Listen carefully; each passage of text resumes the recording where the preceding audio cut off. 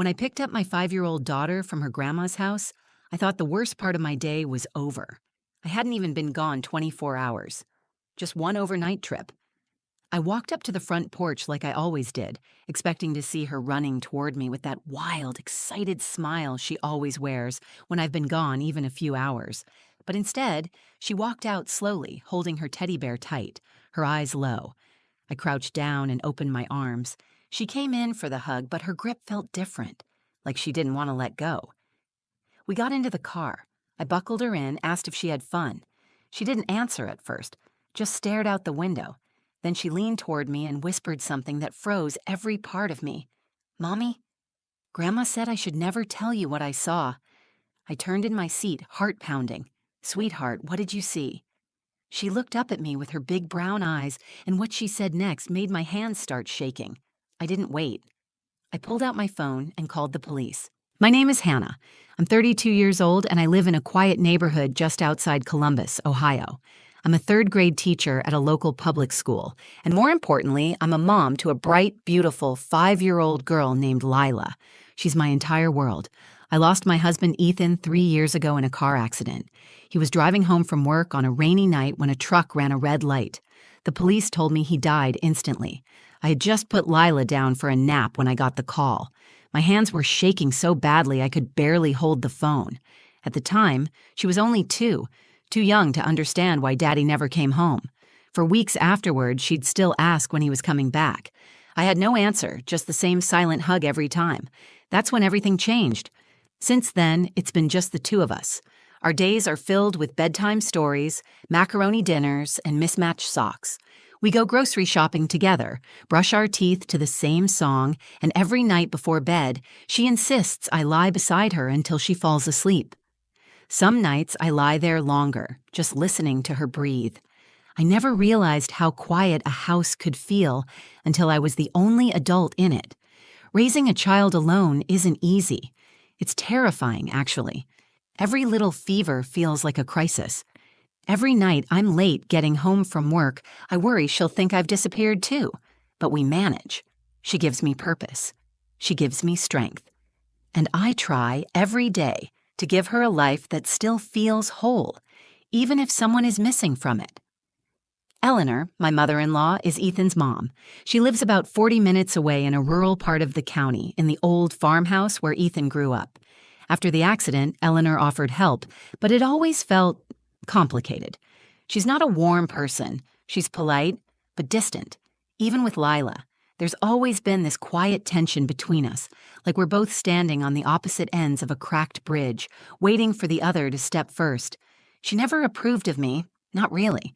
She never said it outright, but I saw it in the way she looked at me at Ethan's funeral, like I was the wrong kind of woman for her son, like I had something to prove. Still, she's Lila's grandmother, and I wanted Lila to have a connection to her dad's side of the family. I didn't want my own feelings to get in the way of that, so over the past couple of years, I've let Lila spend a few afternoons at Eleanor's here and there, never overnight, just short visits. I always made sure I was nearby or that it was a holiday or something simple. Lila didn't seem to mind. She never talked much about Grandma afterward, but she never complained either. So I kept the visits occasional and brief. Last month, my school organized a weekend retreat for faculty and staff. It was optional but highly encouraged. They were covering new curriculum changes and I didn't want to miss it. It meant being away overnight, just one night, and I didn't have many options. My sister, who usually helps with Lila, was out of town with her husband. My parents live in Florida. That left me with one choice. When I called Eleanor to ask if she could keep Lila overnight, there was a long pause on the line. Then she said, "Of course. I've been wondering when you'd finally let me keep her for more than 2 hours." That should have been a red flag, but I ignored it. The morning I dropped Lila off, she was her usual bubbly self, bouncing around in her ladybug rain boots, even though it wasn't raining. I packed her favorite snacks, a change of clothes, her stuffed bear named Marbles, and her bedtime storybook. I double-checked her toothbrush. I even wrote out a list of emergency numbers and taped it to her bag. As I handed her things over to Eleanor at the door, I tried to mask the nerves in my smile. She took the bag without looking at me. "Are you sure you have everything she needs?" I asked, half out of instinct, half out of panic. "Hannah, I raised Ethan," she replied sharply. "I think I can manage one night with my granddaughter." I nodded. I kissed Lila on the forehead and hugged her tight. She didn't seem worried. In fact, she was excited to show Grandma how she could read the first few pages of her book all by herself. As I drove off, I told myself I was overthinking it. Just one night. She would be fine. I would be back by noon the next day. It wasn't the first time a mother had to let go a little, and it wouldn't be the last. But deep down, I felt something that wouldn't go away. A tightness in my chest, a tension in my shoulders. I kept telling myself to breathe, that I was being dramatic. The truth is, I didn't realize I was right to be afraid, because by the time I picked her up the next morning, everything I thought I knew about Eleanor and everything I thought I could control was about to fall apart. I arrived at Eleanor's house the next morning around 10 a.m., just as I said I would. The drive felt longer than usual. My stomach was unsettled, not because I expected anything to be wrong, but because I had missed Lila. I kept picturing her face, wondering if she'd had her usual nightlight, if Eleanor remembered to warm her milk before bed, if she had cuddled Marbles like she always did. The house looked quiet.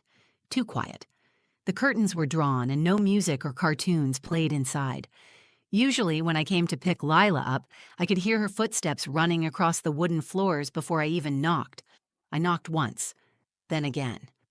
After a moment, Eleanor opened the door. She looked tired. Her hair was pinned back loosely, and there was something cold in her eyes, like she hadn't slept or didn't want me there. She didn't invite me in. She just stepped aside and said, "She's in the living room."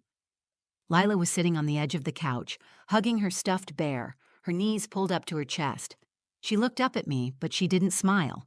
She didn't say my name. That's when the worry I had tried so hard to dismiss came rushing back. I walked over and knelt in front of her. "Hey, baby," I said softly. "Did you have fun?" She nodded, but the movement was barely there. I reached out and tucked her hair behind her ear. She flinched just slightly, like she wasn't used to being touched gently. I looked at Eleanor, who stood watching from the hallway, arms crossed. "We played some games. She stayed up a little late," Eleanor said flatly. "Probably just tired." I wanted to ask more, but I didn't. I just stood up and took Lila's bag, thanked her out of habit, and walked my daughter out to the car. Eleanor didn't follow us outside. Once we were in the car and I had buckled her in, I turned to face her. "Did Grandma take good care of you?" Lila looked out the window. Her voice was barely audible when she said, "Mommy." "Grandma said I should never tell you what I saw." Her words stopped everything. The sound of traffic faded. My pulse thudded in my ears. "What did you see, sweetheart?" She looked at me. Her face was pale and her eyes were wide, in that way kids get when they know they've touched something too big to understand. "There was a girl in the basement," she said. I froze. "What girl?" "She was in a room. Grandma said not to talk to her and that she wasn't real, but she looked real." I didn't speak. I couldn't. Lila kept going, her words spilling out in that hurried way kids talk when they're afraid they'll get in trouble for telling the truth. "She had a blanket, but no bed. She was crying. She said her arm hurt. Grandma told me not to look at her and made me promise not to tell you." My throat felt tight. I forced myself to stay calm for Lila's sake. "What did the girl look like?" "She was older than me, maybe like Olivia from school. Her hair was dirty. She was wearing pajamas, I think. She was scared, Mommy." I sat back in my seat. My fingers hovered over the ignition, then dropped to my lap. I stared at the steering wheel, my brain racing to catch up. Maybe it was a game. Maybe Eleanor had a doll or an old photo. Maybe Lila had misunderstood. But even as I tried to convince myself, I knew none of that made sense. Lila had a vivid imagination, yes. But this didn't sound like a fantasy. It was too specific, too detailed, and far too serious to ignore. I called my friend Olivia, not the girl from Lila's school, but my best friend since college. She's a child psychologist. I told her everything in a voice that cracked halfway through. She didn't hesitate. "Hannah, that's not a made-up story. Kids don't lie in that kind of detail. If she's describing pain and fear, that's something she saw. You need to take this seriously." So I did. I drove Lila home and got her settled with some juice and her favorite cartoon. I didn't want her to see how scared I was. I gave her her stuffed bear and told her to sit tight for a bit. Then I went to the kitchen, locked the door behind me, and dialed the police. I don't know if this is an emergency, I began, but my daughter just told me she saw a girl locked in a room in my mother-in-law's basement. The dispatcher asked me to explain everything. I repeated Lila's words exactly. She was quiet for a few seconds, then said she was sending officers to the property immediately. I hung up and stared at the phone in my hand. What if it was real? What if someone was down there right now, alone and hurt? What if my daughter had seen something no child should ever see, and I had almost missed it? That's when the fear turned into something else. Determination. The moment I hung up with the dispatcher, something shifted inside me. Fear was still there, yes, but it was buried beneath something stronger. I was done second-guessing myself. I was done wondering if Eleanor meant well or if I was overreacting. My daughter had come home scared, whispering about a crying girl in a locked basement, and that was enough for me. I stood by the window, phone still in hand, watching the road. I didn't know how long it would take for the officers to reach Eleanor's property. Her house was out past the county line, quiet and tucked between dense woods and long gravel roads. If something was happening there, if someone was hurt, I didn't want to waste another second. I grabbed my keys. Before leaving, I went back into the living room to check on Lila. She was sitting cross-legged on the floor with her teddy bear, watching a cartoon. Her expression had softened, but I could still see the weight of what she had told me. She looked up when I walked in. "Where are you going, Mommy?" I bent down and kissed the top of her head. "Just to pick up something I forgot, sweetheart. I'll be right back. Auntie Olivia is coming to stay with you for a little while." I had already texted Olivia after the police call. She lived 10 minutes away and didn't ask questions when I told her I needed help. She texted back one word: coming. 5 minutes later, Olivia arrived. I told her what Lila had said, again, this time with a shaking voice. Olivia didn't blink. She crouched down and started playing with Lila like it was any normal day. That's the kind of friend she is. Steady, calm, someone who holds the chaos for you when your hands are full. I drove to Eleanor's house with my heart pounding against the steering wheel. The farther I got from town, the more isolated it felt. No sidewalks, no streetlights, just tall trees and silence. I kept thinking about what Lila had said, about the girl with the hurt arm and the crying. I kept picturing her, locked away somewhere in that house I had once sent my daughter into without question. I pulled into the gravel driveway and turned off the engine. I could see Eleanor's car parked where it always was. Her curtains were drawn again, no sound, no movement. The entire house felt still, like it was holding its breath. I grabbed my phone and walked up the front steps. I forced myself to smile as she opened the door. "What are you doing back?" she asked, frowning. "I think Lila left her Teddy's other outfit," I said, keeping my voice light. "The little red one she calls the picnic dress. She gets upset if it's not with her bear." Eleanor didn't move. She narrowed her eyes, studying me. "I didn't see anything else when I cleaned up," she said. "I just want to check her room really quick. Won't take a minute." There was a long pause. Then she stepped back. "Fine. Be quick." I stepped inside. The house was clean but cold. Not physically, emotionally. The air felt heavy, like it carried secrets.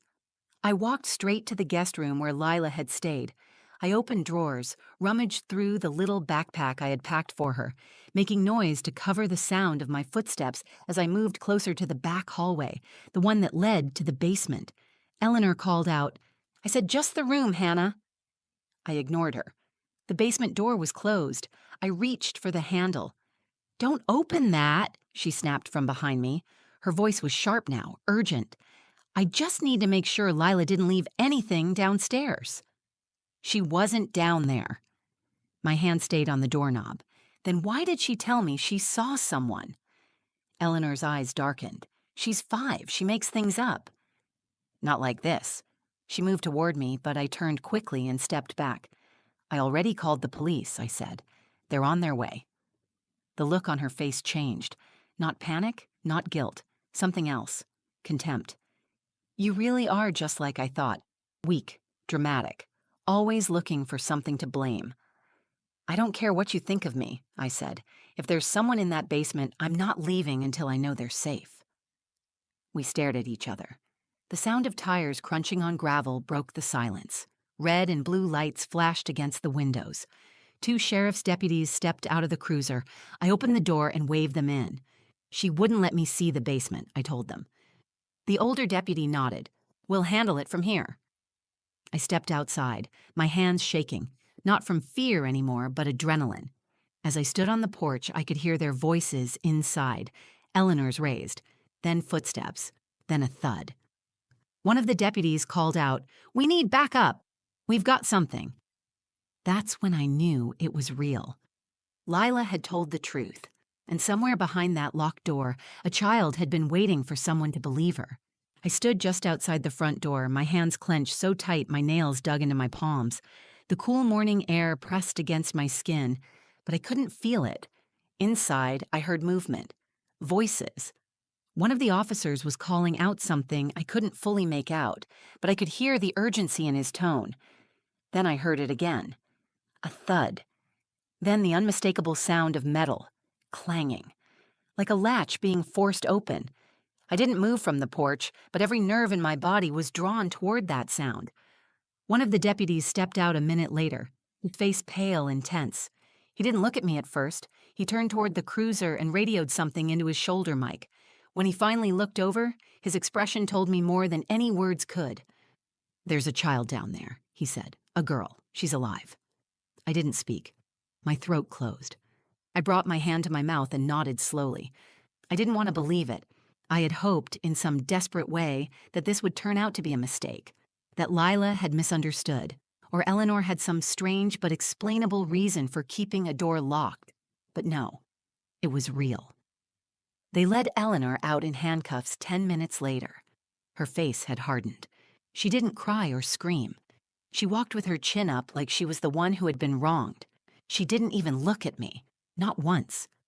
As the officers guided her into the back of the cruiser, she muttered something under her breath, but I couldn't hear it. A second patrol car pulled into the driveway. An ambulance followed close behind. Paramedics moved quickly toward the house. I saw her then, the girl. She looked about 10 years old, maybe a little younger. Thin, small for her age. Her face was dirty, her cheeks sunken in. She was wrapped in a blanket, clutching it tightly like it was the only thing tethering her to the moment. Her hair was long, tangled, the ends stuck to her face. One of her arms was in a makeshift sling. She didn't speak. Her eyes were wide and frozen, darting around like she didn't quite trust what was happening. The paramedics walked her gently to the ambulance. I stood back, but she looked right at me for a second. I gave her the smallest smile I could manage, not one of happiness, but of recognition. I wanted her to know someone saw her now, that she wasn't invisible anymore. An officer came to speak with me a few minutes later. He was calm, professional, but you could tell this wasn't something he saw often. He explained that the girl's name was Anya Martinez. She had been reported missing nearly 3 weeks earlier from a nearby town about 40 minutes away. Her photo had been shared on social media, but Eleanor lived so far off the main road, no one thought to check her house. I asked how Eleanor had even found her. He shook his head. "We're still piecing it together," he said, "but we think she may have lured the girl from a public park.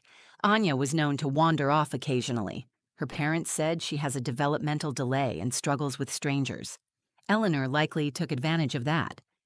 The idea that someone could take a vulnerable child and hide her like that made my stomach turn."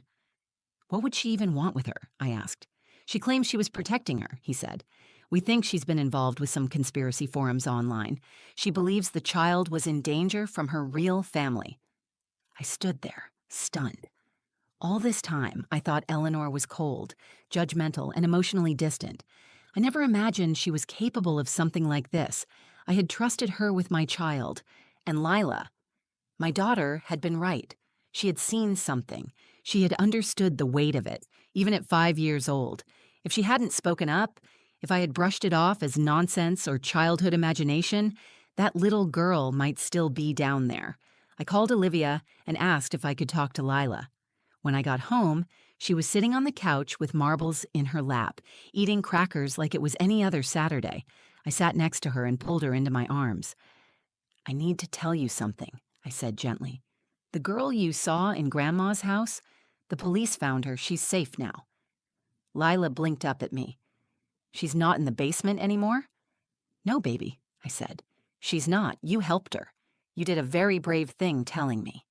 She was quiet for a moment, then she leaned into me and whispered, I was scared to tell you. I know, I said, but you told me anyway. That's what being brave means?